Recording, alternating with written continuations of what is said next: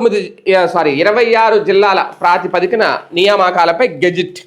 కేంద్ర ఆదేశాలకు అనుగుణంగా త్వరలో రాష్ట్ర నోటిఫికేషన్. అమల్లోకి రానున్న 6 జోన్లు, 2 మల్టీ జోన్లు. 10న జరిగే మంత్రివర్గ సమావేశం ముందుకు ఈ ప్రతిపాదన. రాష్ట్రంలో 26 జిల్లాలకు సంబంధించి కేంద్రం జారీ చేసిన ఏపీ పబ్లిక్ ఎంప్లాయ్మెంట్ ఆర్డర్ 2025 గెజిట్కి అనుగుణంగా రాష్ట్ర ప్రభుత్వం త్వరలో గెజిట్ని విడుదల చేయబోతోంది. దీని ప్రకారం 26 జిల్లాలు, 6 జోన్లు, 2 మల్టీ జోన్లు అమల్లోకి రానున్నాయి. ఉద్యోగ నియామకాలు, బదిలీలకు దీన్నే ప్రామాణికంగా తీసుకుంటారు. ఈ మేరకు ప్రతిపాదన సాధారణ పరిపాలన శాఖ కేబినెట్ ఆమోదం కోసం పంపింది.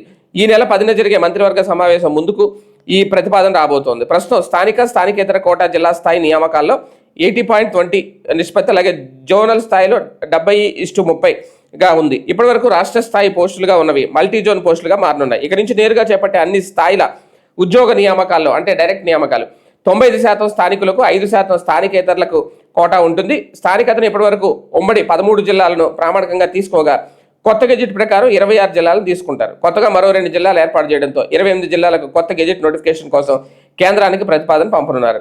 జాబ్ క్యాలెండర్లో పేర్కొన్న ఉద్యోగాల నోటిఫికేషన్ నాటికి 28 జిల్లాల గెజిట్ నోటిఫికేషన్ వస్తే దాని ప్రకారమే నియామకాలు అయితే చేపడతారు అనేది. మొత్తానికి నియామకాలపై ఒక గెజిట్ అయితే వచ్చేస్తుంది, రెడీ కాబోతోంది.